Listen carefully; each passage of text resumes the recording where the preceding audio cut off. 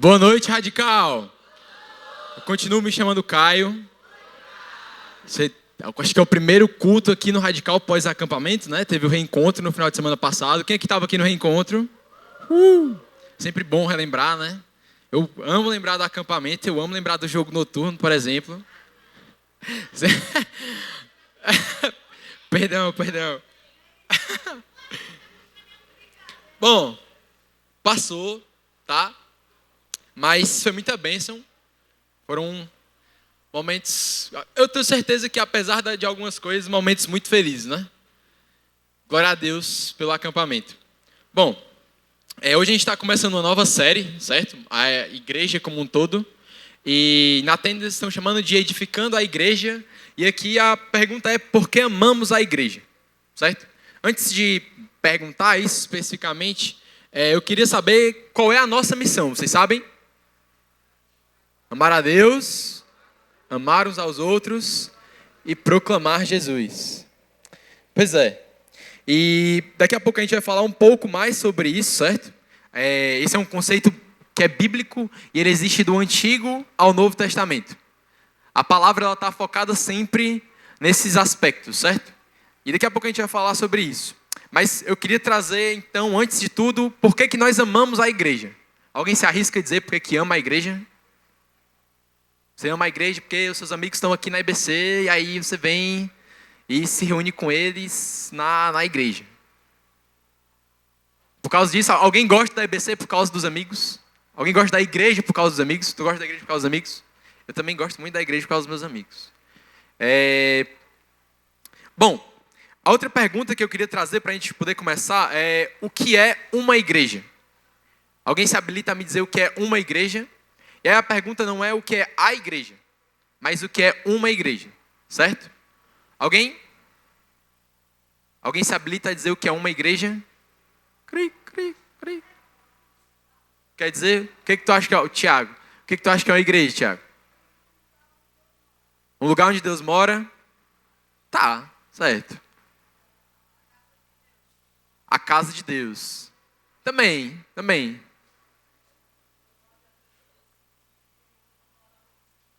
Um lugar onde as pessoas se reúnem para falar do amor de Cristo. Sim, também. Mas alguém quer dizer mais alguma coisa? Então, palmas para os nossos amigos aqui que se encorajaram, por favor.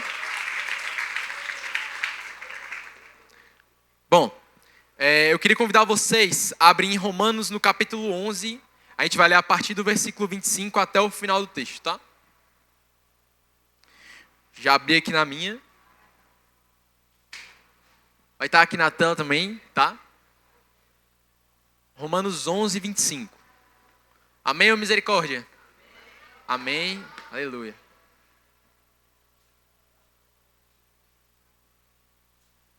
Bom, eu vou começar aqui a leitura do texto, tá? E você pode acompanhar aqui na tela, mas um lembrete que eu sempre gosto de fazer é que a gente não pode terceirizar o nosso relacionamento com Deus, certo? Eu vou ler esse texto aqui, certo? E vou trazer uma interpretação a respeito dele. Romanos 11, 25. Mas eu posso estar errado sobre o que eu estou falando, certo?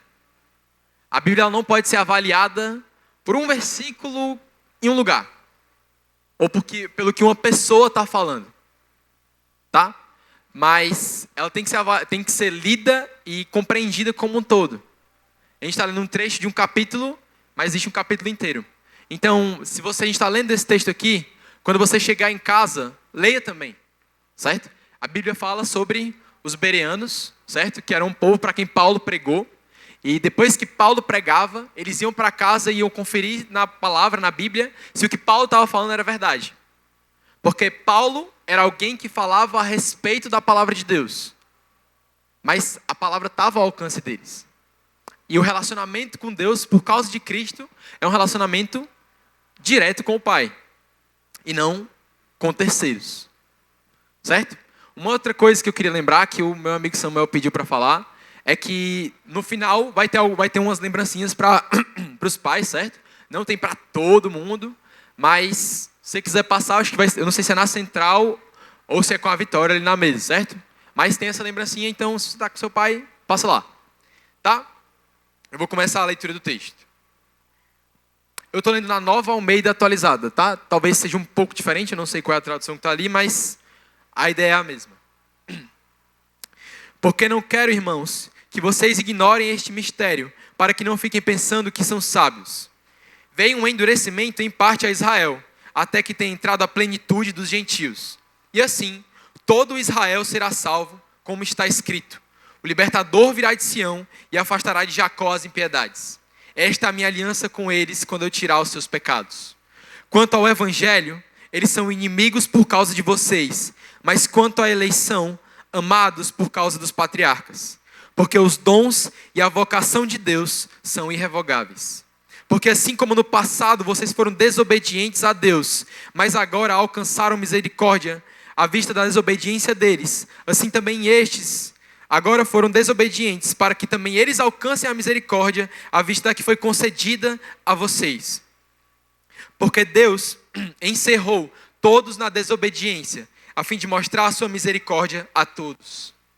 Ó profundidade da riqueza, tanto da sabedoria como do conhecimento de Deus. Quão inexplicáveis são os seus juízos e quão insondáveis são os seus caminhos. Pois quem conheceu a mente do Senhor, ou quem foi o seu conselheiro? Ou quem primeiro deu alguma coisa a Deus para que isso lhe seja restituído? Porque dele e por meio dele e para ele são todas as coisas. A ele seja a glória para sempre. Amém. Senhor Jesus, obrigado por essa noite. Obrigado pela tua palavra, Senhor. Perdoa os nossos pecados e tem misericórdia de nós, Senhor. Nós somos um povo que se rebelou, um povo que se desviou de ti, mas o teu amor nos alcançou para que nós estivéssemos aqui nessa noite, Senhor. Se alguém não te conhece, mas é teu filho, alcança, Senhor. Revela os teus filhos nessa noite, Senhor.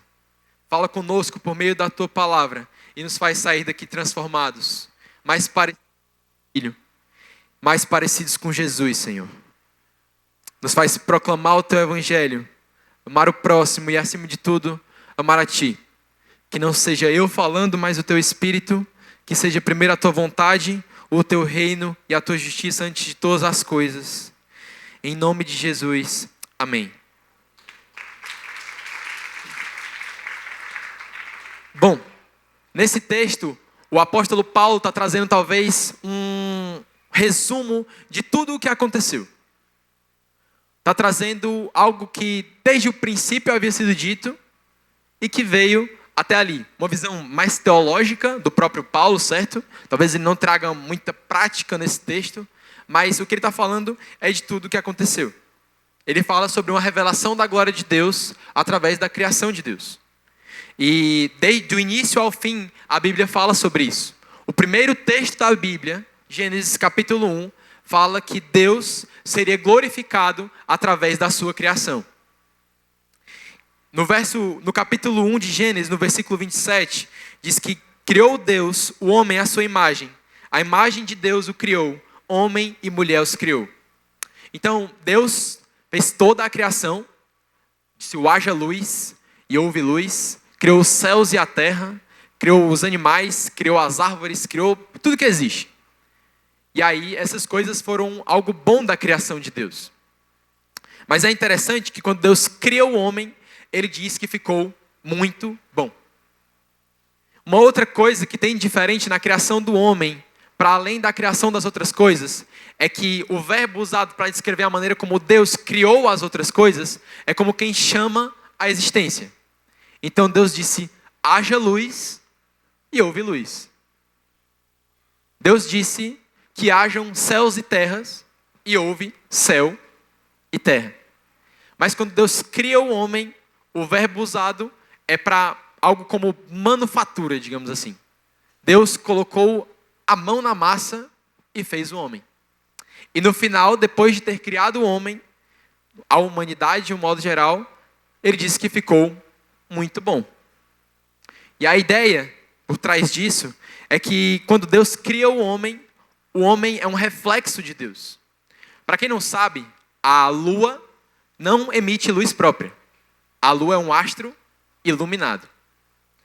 E então, como é que de noite a lua ilumina a noite, digamos assim? Por causa do sol. A lua recebe a luz solar e ela reflete. Então a luz que tem na lua é um reflexo da luz do sol. E essa é a ideia por trás da criação, certo? Nós fomos criados para sermos um reflexo da glória de Deus.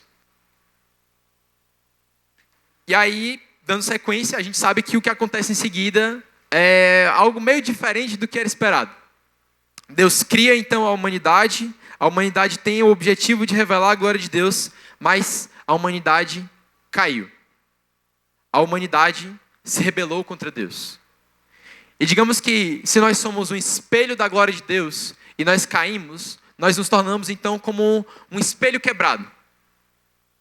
Um espelho sem objetivo, sem função nenhuma. De que me serve um espelho quebrado se ele não vai refletir o que eu quero ver? Então, qual é a serventia que nós teríamos para Deus se nós estávamos então caídos?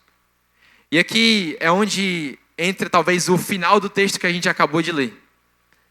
Eu falo isso é um testemunho pessoal. Eu não entendo como Deus ainda quis a humanidade. Quero perguntar para vocês, alguém aqui já brincou com boneco de massinha? Alguém que já fez alguma coisa com Lego, com algo do tipo? Você monta e vai brincar, beleza. Você bota um palito, às vezes, na massinha, para ela ficar firme para poder fazer o boneco, né? Só que aí eu tenho uma pergunta. O que acontece se o palito quebrar? Puxa, o boneco cai. E o que é pior? O palito está dentro da massinha. Então, se ele quebrou, vai ter uma trabalheira para tirar e ajeitar, né? Para trocar um palito no boneco de massinha. E aí o que a gente faz? Eu não quero mais brincar. Vou fazer alguma outra coisa, né? Ou talvez como acontece em Toy Story, talvez. Que o Andy cresceu e aquilo ali para ele já não é mais tão útil. Talvez uma outra coisa mais interessante surgiu. E aqui o meu ponto é que no final das contas, nós não cumprimos o propósito e não foi culpa de Deus. A queda da humanidade foi uma escolha nossa, certo? E Deus poderia muito bem ter feito uma criação infinitamente melhor. Mas, voltando para o texto, né? Ó profundidade da riqueza, da sabedoria e do conhecimento de Deus. Quão insondáveis são os seus juízos e quão inescrutáveis são os seus caminhos. Eu tenho mais uma pergunta. Quem aqui teria coragem de chamar de filho o boneco de massinha? Como assim, né? Ou de chamar de filho o brinquedo que eu tenho em casa. Que eu tinha em casa, né? Acho que agora que já é grandinha, já ninguém é adolescente, eu não vou brincar mais de boneco, não. Mas quem teria coragem? Por quê, né? Qual é a lógica por trás disso? E o quão difícil seria de compreender se alguém fizesse isso? Seria bizarro, né? Mas essa é uma visão que pelo menos eu tenho a respeito do que Deus fez conosco. Deus infinitamente capaz de começar tudo de novo. Deus 100% puro e 100% bom. Foi infinitamente ofendido por nós. E mesmo assim, Ele continuou. E não por nada que lhe fosse benéfico, mas por amor. Eu não entendo, mas é maravilhoso saber disso. Bom, então a humanidade caiu, mas Deus não desistiu da sua criação. Então Deus, através de uma família, quer tomar de volta o seu plano, certo? Então Deus chama um homem chamado Abraão. Abraão era politeísta, então ele adorava nos zigurates, como eu já falei aqui algumas vezes, ele subiu um bocado de escada para adorar um bocado de ídolo, certo? Deuses que não eram deuses de verdade. E Deus vai lá e chama aquele homem para começar tudo de novo. Deus não desistiu. Então, Deus chama Abraão, e em algumas vezes Abraão é posto à prova. A fé que ele tem em Deus é posta à prova.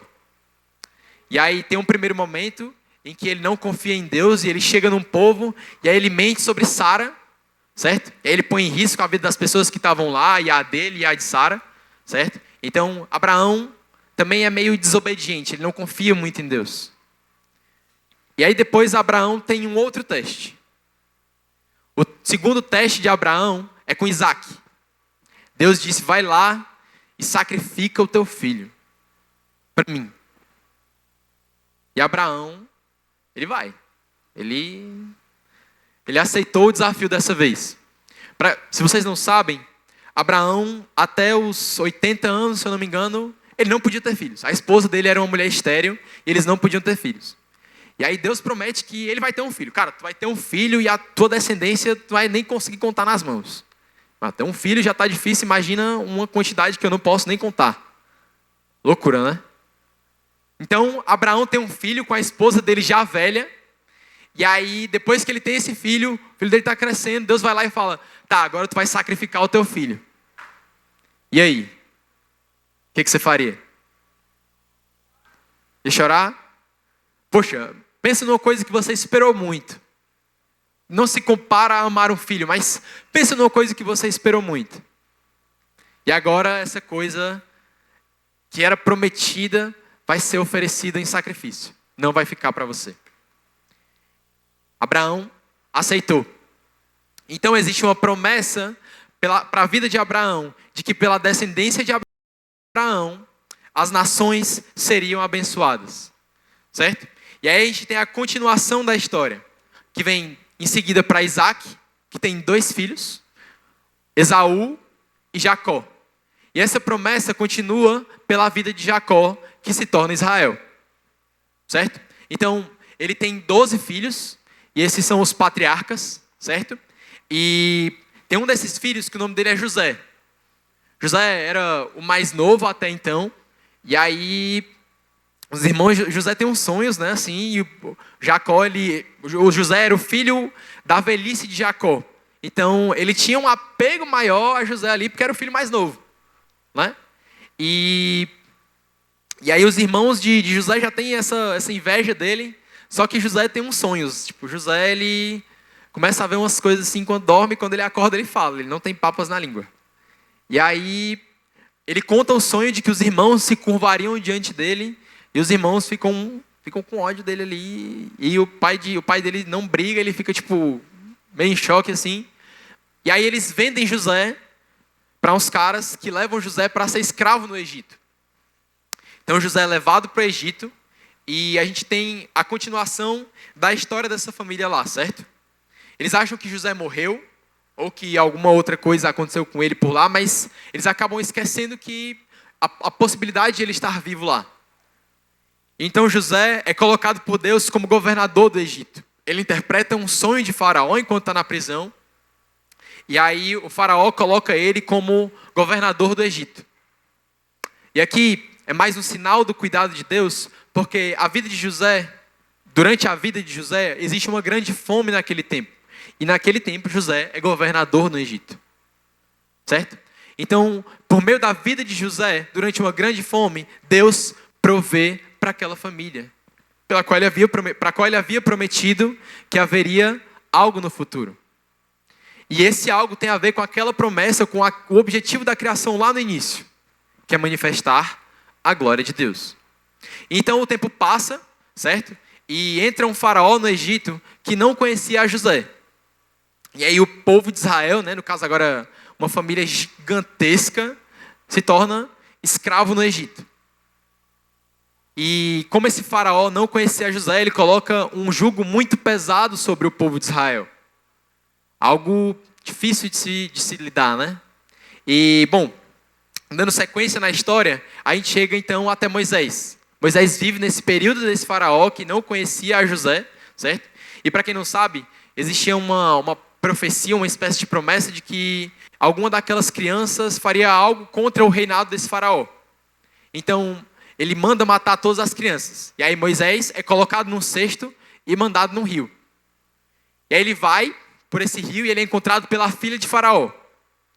E a filha do Faraó cria então Moisés como o filho dela, certo? E Moisés cresce então com uma boa educação e com uma boa orientação para a vida de um modo geral. Mas Moisés conhece de onde ele vem. Então, tem um episódio na Bíblia em que um oficial do faraó está agredindo um escravo israelita, ele vai lá e mata o cara. E aí, no outro dia, ele volta e tem 2 israelitas brigando, ele pergunta, cara, por que vocês estão brigando, vocês são irmãos? Ele fala, vai matar a gente também? E aí Moisés, o faraó está perseguindo ele porque ele matou o cara, então ele vai embora. Isso, ele tinha mais ou menos 40 anos já, certo? E se passam mais 40 anos do momento em que Deus chamou Moisés, certo? Então Moisés volta e vem para libertar o seu povo. E aí a gente tem o episódio das pragas no Egito, certo?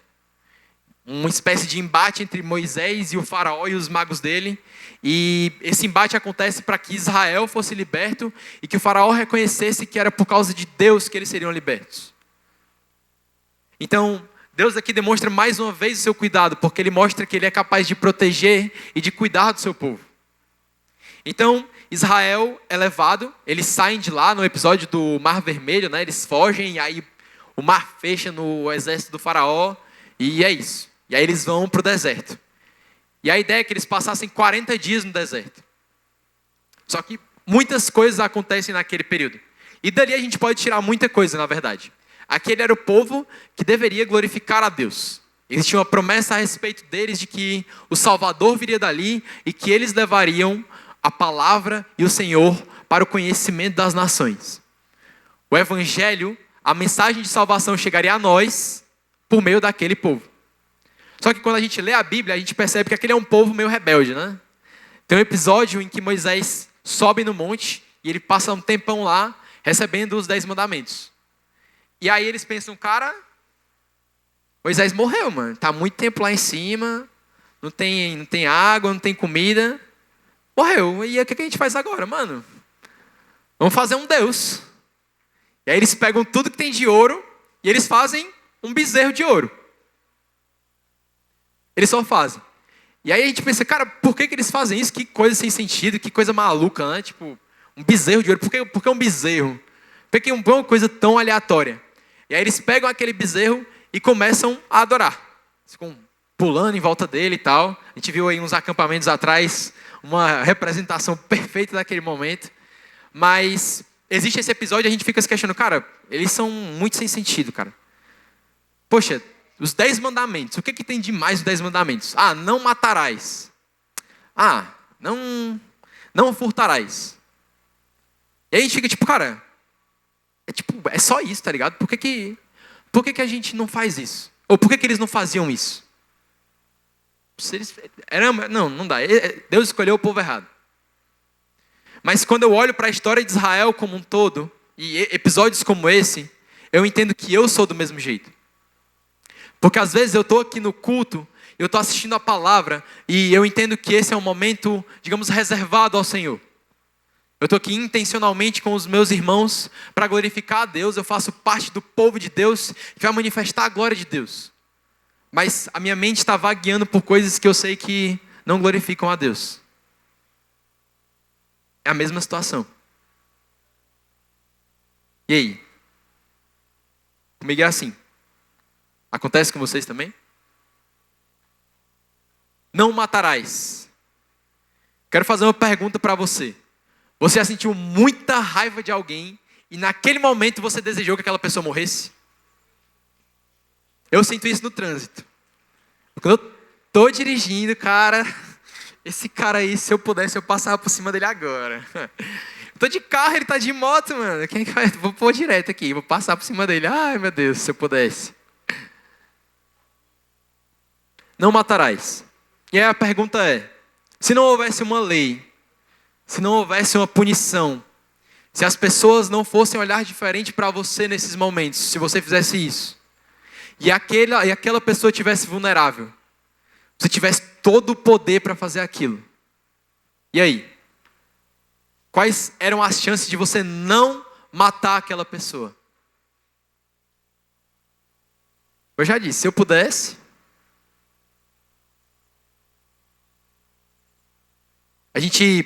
às vezes olha para essas histórias como uma coisa muito primitiva, como uma coisa completamente fora da realidade, mas isso é exatamente o que a gente faz.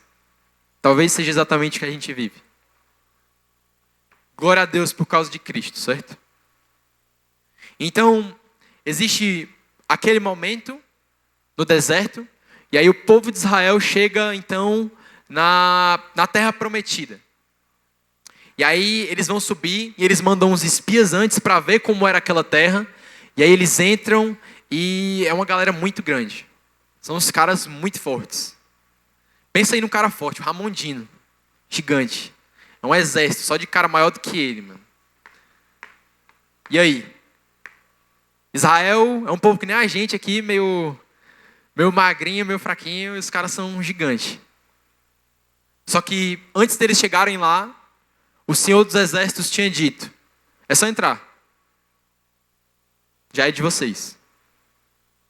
E aí? Então eles olham e falam: cara, não dá. A gente vai perder feio aqui. A gente vai entrar e vai tomar a caçamba. Cara, mas Deus falou. Não dá, cara. Não vamos entrar, velho. E aqui é interessante porque em alguns outros momentos da Bíblia, Israel já estabelecido como um reino, a gente tem a impressão de que Deus enfraquece o exército de Israel para que as batalhas sejam vencidas pelos inimigos. Mas na verdade, Israel nunca teria força para tomar posse daquela terra. Eles tentaram. Deus diz: vocês não vão mais entrar. Eles falam: não, a gente vai. E eles tentam entrar. E eles perdem. Eles são derrotados. E isso também é uma coisa que eu olho para a história da Bíblia e para a história de Israel e vejo muito de mim.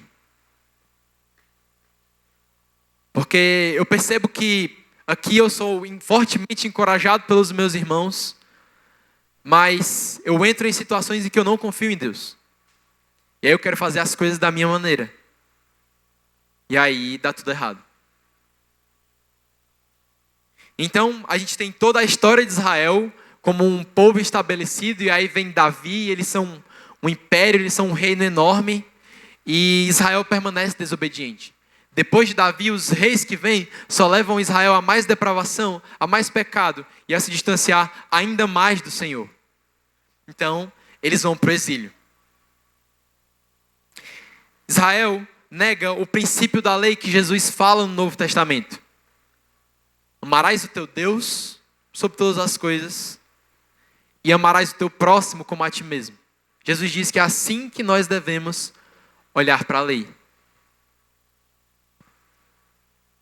E aí, voltando lá para o início, certo? A ideia de Deus com o seu povo sempre foi ser glorificado, então o Filho seria glorificado de qualquer maneira. E aí Jesus vem. E ele vem para o seu povo. O libertador virá de Sião para libertar o seu povo. Só que Israel, com um coração muito duro, esquece do que ele precisa ser liberto. Israel acha que precisa vencer duelos militares mais do que precisa ser reconciliado com Deus. O objetivo não é voltar para o jardim. O objetivo é voltar para o templo. O templo naquele momento, até ali, era a habitação de Deus. As pessoas tinham medo, na verdade, de se relacionar diretamente com Deus, e é por isso que eles procuram mediadores como Moisés, como os juízes, como os reis.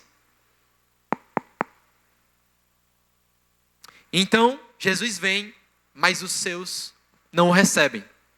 Em João, no capítulo 1, fala que aquele que é a palavra estava no mundo, e o mundo foi feito por intermédio dele, mas o mundo não o reconheceu. Veio para o que era seu, mas os seus não o receberam. Israel negou o Salvador. Contudo, aos que o receberam, aos que creram em seu nome, deu-lhes o direito de se tornarem filhos de Deus, os quais não nasceram por desobediência, por descendência natural, nem pela vontade da carne, nem pela vontade de algum homem, mas nasceram de Deus. A igreja, então, é uma sequência do plano de Deus de manifestar a sua glória para o mundo. Nós, o nosso objetivo aqui, qual é a nossa missão? Amar a Deus, amar uns aos outros e proclamar Jesus. E isso desde o princípio. lá em Abraão, quando Deus vai reconciliar o povo, ele fala: me coloca acima dessas coisas. Me mostra para as outras pessoas. Numa visão mais direta, a lei, amarás o teu Deus, amarás o teu próximo, e de pregar o evangelho e fazer discípulos. Isso está na Bíblia inteira. Essa é a nossa missão. O objetivo da igreja, ou a ideia, é que a igreja represente a misericórdia de Deus, o amor incondicional de Deus e o poder da sua graça. Porque agora, por causa de Cristo, nós temos acesso direto ao Pai. No momento em que Jesus é crucificado, que está consumado, o véu que separava o Santo dos Santos, ou seja, o lugar que era a habitação de Deus, e os outros espaços, é rasgado. Isso significa que agora nós temos acesso direto ao Pai. Não existe mais mediador. Eu não estou aqui como um mediador entre você e Deus. Eu estou aqui para dizer, cara, está aqui. Deus quer falar com você. O meu objetivo aqui é ser igreja com vocês. Bom, então, dando sequência, depois da crucificação e da ressurreição de Jesus, o poder de Deus que o ressuscita, traz de volta aos mortos. E agora nós temos a instituição da igreja. Jesus passa um tempo aqui com os seus discípulos, certo? E aí ele volta, ele é assunto aos céus, digamos assim, né? E ele diz que o Espírito virá. Então o Espírito de Deus vem sobre o povo de Deus, e todo aquele que crê recebe o Espírito do Filho. Então agora nós somos chamados filhos de Deus. E quero ler um texto com vocês, tá? 1 Coríntios, no capítulo 1, vai ser uma daquelas famosas saudações de Paulo, certo? Você não precisa acompanhar agora, mas se quiser anotar para lembrar de ler em casa. Esse é o momento em que Paulo está saudando uma igreja, ele vai escrever uma carta para essa igreja, certo? Essa é uma igreja que deu muito trabalho para Paulo, mas no início da saudação, Paulo já fala com a igreja como igreja, né? Ele fala: Paulo, chamado pela vontade de Deus para ser apóstolo de Cristo Jesus, o irmão Sóstenes, a igreja de Deus que está em Corinto, aos santificados em Cristo Jesus, chamados para ser santos, com todos os que em todos os lugares invocam o nome do nosso Senhor Jesus Cristo, Senhor deles e nosso. E aqui a gente tem o primeiro indício do que é uma igreja. Ele fala: a igreja de Deus que está em Corinto. E em seguida ele fala: chamados para ser santos, com todos os que em todos os lugares invocam o nome de nosso Senhor Jesus Cristo, Senhor deles e nosso. Então, uma igreja é uma parcela da igreja de Jesus. Nós temos irmãos na Europa, no Oriente Médio, na América do Norte, na África, mas nós somos a igreja que habita em Fortaleza, no Ancuri, na propriedade da IBC. Certo? E aí a grande pergunta é: se a igreja, ou uma igreja, é uma parcela do povo de Deus, e eu sozinho também sou uma parcela do povo de Deus, por que eu preciso ir para a igreja? Qual é a importância de ir para a igreja? Se eu sou uma parcela, então se eu sou uma parcela sozinho, é só eu ler a Bíblia e fazer o que a Bíblia está dizendo. Jeremias, no capítulo 13, no versículo 23, fala: será que o etíope pode mudar a sua pele? Ou o leopardo as suas pintas? Aquelas tirinhas que tem de uma cor diferente. Assim também vocês são incapazes de fazer o bem, vocês que estão acostumados a praticar o mal. Nós somos seres extremamente sociáveis, certo? E Jesus, quando se fez homem, também estava ali associado a uma cultura. Talvez Jesus tenha sido um essênio, que era uma casta judaica que se reunia no deserto e que batizava à espera do Messias. Jesus já era o Messias, certo? Mas Jesus cresceu numa cultura. Jesus era uma pessoa, um ser sociável. Então, se a pessoa mais perfeita da humanidade foi um humano, e for influenciável também, nós também somos. Esses dias eu estou lendo um livro que o nome é Hábitos Atômicos. O nome do autor é James Clear. E esse não é um livro de teologia, não é um livro cristão, mas é um livro que fala sobre hábitos. E no capítulo 6 desse livro, ele diz, o título do capítulo é esse, tá? A motivação é superestimada. O ambiente é mais relevante. Esse livro ele fala sobre construção de hábitos, certo? Como abandonar os maus hábitos, essa é a proposta, por exemplo, do CR, e como construir hábitos melhores. E um dos pontos que ele traz é que o ambiente é extremamente importante. É mais importante do que a vontade de fazer aquilo. Porque quando a gente quer fazer uma coisa, num lugar onde as pessoas não querem viver aquilo, é muito difícil. Só motivação, só querer, não é o bastante. Você pode ter as melhores das intenções, mas se você está num ambiente em que as pessoas falam muitos palavrões, dificilmente você vai conseguir não falar. Então ele diz que a motivação é superestimada. E como cristão e como um cristão que vive igreja, eu entendo que o que esse cara fala é algo como a Bíblia nos diz. Porque se eu não vivo um ambiente em que eu sou lembrado constantemente do motivo pelo qual eu vivo a minha vida, dificilmente eu vou viver por esse motivo. E isso acontece na nossa vida, a capacidade de mudar o foco em muitos momentos. Nós facilmente trocamos o principal motivo pelo qual nós vivemos por alguma outra coisa. Viver para Cristo é mais importante do que as notas boas da escola, por exemplo. É mais importante do que ganhar dinheiro com um trabalho. E aqui eu não estou dizendo que você agora, se é mais importante, então eu vou dizer para meu pai, então não é mais nem ir para a escola. Não. A Bíblia diz, quer comais, quer bebais. E aqui numa licença poética, quer estudarás para a prova. Se Deus me perdoe, Senhor. Mas o que quer que você for fazer, faça para a glória de Deus. Com as primícias do seu dia e com toda a excelência. Porque se o objetivo está na prova e em tirar uma nota boa na prova, então qualquer coisa que eu fizer para que isso aconteça vai ser válida. Então, eu vou aceitar mentir, eu vou aceitar pescar, trapacear. Quando eu me tornar um profissional, eu vou aceitar ser desonesto para ganhar mais dinheiro.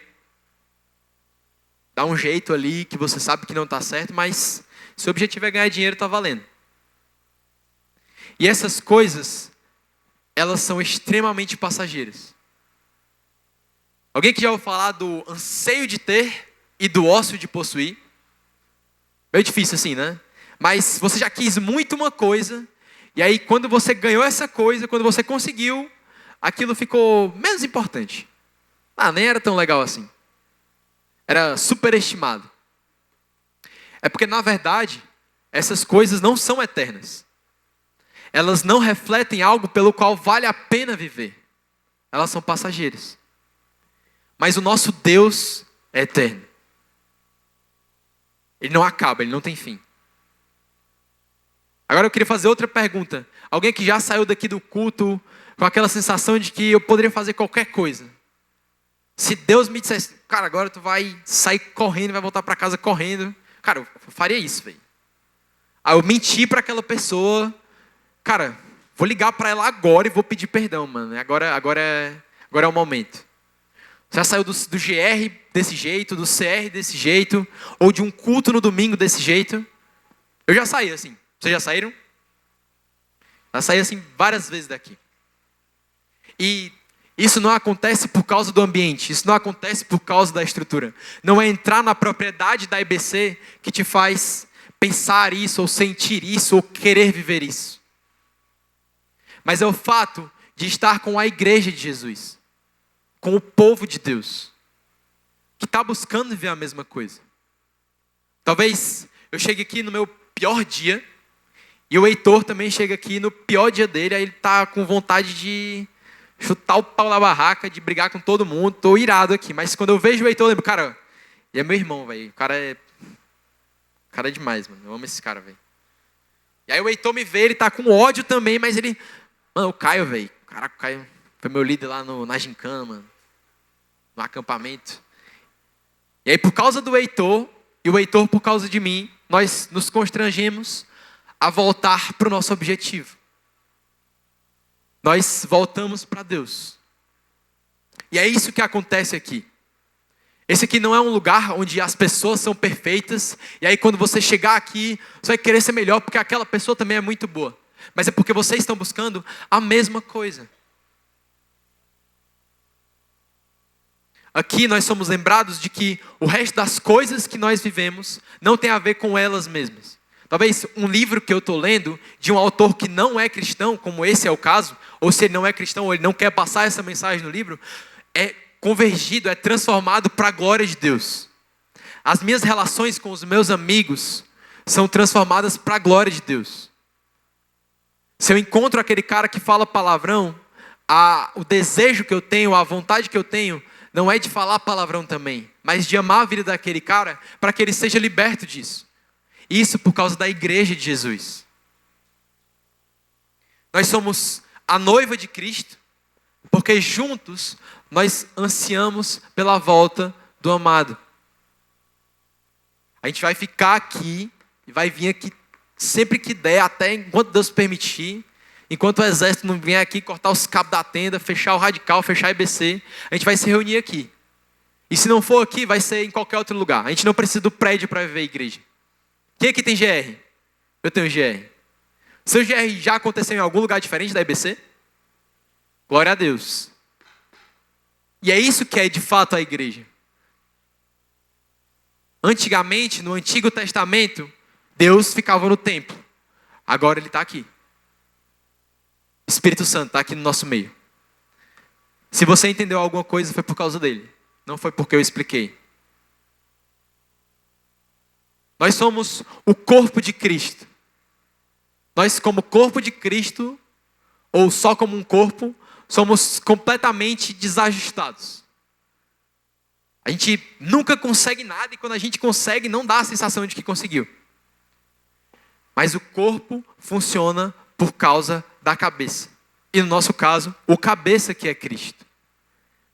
Porque com a orientação de Deus, nós somos um corpo bem ajustado, totalmente ligado, como diz a música. E nós cumprimos o propósito. Nós sabemos agora para onde ir. Somos direcionados pelo Espírito, levando a uma só voz a palavra ao mundo.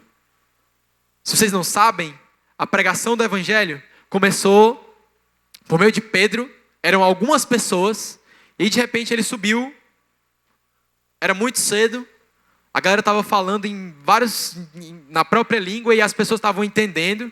E eles pensavam, cara, eles estão bêbados. Os caras estão bêbados. E Pedro sobe e fala, a gente não está bêbado. Vocês estão entendendo por causa do Espírito de Deus. Arrependam-se e creiam. Então, começa ali. E entenda que esse corpo não funciona sem todas as partes. Eu não funciono sem o meu irmão. Alguém que já viu um dedão do pé andando sozinho? Talvez uma pessoa sem o dedão do pé perde o equilíbrio. Fala por mim, aqui eu cairia no chão. Eu não funciono perfeitamente bem sem uma parte do meu corpo. E isso somos nós. Se a banda tiver, já pode vir para cá. Não sei se eles estão para lá. Mas enfim, Atos 17, 28 diz que nele nós vivemos, nos movemos e existimos. Nós somos descendência dele. Bom, para finalizar, chegando aqui no final, certo? Em 2 Coríntios, no capítulo 5, a partir do verso 18, o texto diz: tudo isso provém de Deus, que nos reconciliou consigo mesmo por meio de Cristo e nos deu o ministério da reconciliação. Ou seja, que Deus, em Cristo, estava reconciliando consigo o mundo, não lançando em conta os pecados dos homens, e nos confiou a mensagem da reconciliação. Portanto, somos embaixadores de Cristo, como se Deus estivesse fazendo o seu apelo por nosso intermédio. Por amor a Cristo, lhes suplicamos, reconciliem-se com Deus. A igreja de Jesus é um lembrete de que Deus amou o mundo e o chama para se reconciliar. Nós somos embaixadores da fé, é o que diz esse texto. E o que é um embaixador? Para quem não sabe, uma embaixada é a maior representação de uma nação em algum lugar. A maior representação do Brasil nos Estados Unidos é a embaixada brasileira. Nós somos a maior representação de Cristo para esse mundo. E é isso que é a igreja de Jesus. Nós somos talvez a única Bíblia que algumas pessoas vão ler. E aí? Qual é a Bíblia que os seus amigos que não creem em Jesus estão lendo? Eles estão olhando para você. Ah, esse cara aí é crente, então Jesus era igual a ele. E aí? Qual é a Bíblia que eles estão lendo? Nós somos o único Filho de Deus que algumas pessoas vão conhecer. O Filho é um reflexo do Pai. Jesus é o resplendor da glória do Pai. Nós também devemos ser. E aí? Qual é o Filho de Deus que os nossos amigos estão conhecendo? Eles também vão querer ser?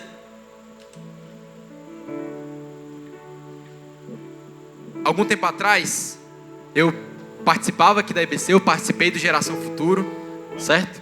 E participei do Radical como um adolescente também, e teve um momento que eu resolvi ir embora. Eu simplesmente, cara, isso aqui é um saco, vou embora daqui. Fui fazer outras coisas da vida. E aí a minha tia, já falei que para vocês várias vezes, me encheu o saco para eu participar de um grupo de leitura bíblica, certo? A primeira Bíblia que eu li, então, foi a minha tia naquele momento. E aí, eu cheguei aqui na IBC para uma reunião que era anterior à leitura bíblica.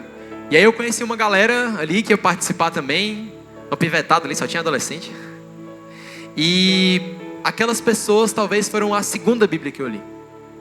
A minha experiência com Deus não iniciou na leitura bíblica. A minha conversão foi no momento em que eu comecei a ler a Bíblia. Mas a minha primeira experiência com um Deus bom e um Deus relacional foi pela maneira como aquelas pessoas me mostraram o amor de Jesus. Eu cheguei aqui como um descrente, falava palavrão, xingava, queria saber de nada. E aquelas pessoas tinham alguma coisa que eu não entendi o que era. E eu tenho certeza que Deus usou elas naquele momento. E hoje eu estou aqui, tentando ser uma Bíblia para alguém que não conhece Jesus também. Bom, antes da gente orar, eu não posso deixar de dar a oportunidade, certo? E aqui fica esse momento, certo? Mas talvez se você ficou com vergonha, não tive coragem de levantar a mão na frente do pessoal ali, e você está indo para casa, e você conhece alguém que conhece a Jesus, você pode falar com essa pessoa também, tá? Eu queria perguntar se alguém aqui gostaria de aceitar Jesus nessa noite. Essa é uma decisão difícil. Amém, meu irmão. Glória a Deus. Essa é uma decisão que a gente pensa muito porque, poxa, talvez eu tenha que abrir mão de muita coisa. E de fato, isso realmente acontece. Mas não existe uma outra vida melhor do que essa. E aí eu volto a dizer, para você que ficou envergonhado de falar, talvez de levantar a mão, e você quer aceitar Jesus, cara, procure qualquer pessoa daqui. Vai um amigo seu que te trouxe para a igreja, alguém que está de bata, qualquer pessoa. Chega para essa pessoa e fala, cara, eu não tive coragem, eu tenho vergonha, eu sou um pouco tímido, mas eu quero aceitar Jesus. Deus vai amar do mesmo jeito, certo? Amém? Glória a Deus pela sua vida, viu, cara?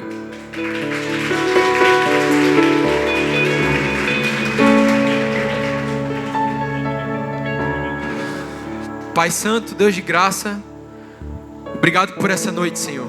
Obrigado por ter revelado Teu Filho. Abençoe e cuida dele como o Senhor tem feito conosco, Senhor. Que todas as coisas cooperem para que ele se pareça cada vez mais com o Filho Teu. Obrigado por ter falado conosco e obrigado por ter me usado como Teu instrumento, Senhor. Obrigado pela tua palavra, obrigado por fazer parte do teu povo, do teu reino e por te conhecer, Senhor. Não nos deixa temer, mas nos faz entender que a tua salvação é o que nós precisamos. E nos faz levar isso para o mundo, Senhor. Não nos deixa calar a nossa boca, mas nos faz pregar a mensagem que vale a pena ser falada, acima de qualquer coisa. Permanece conosco, nos abençoa na volta para casa e nos usa, Senhor. Que seja a tua vontade e acima de tudo, em nome de Jesus. Amém.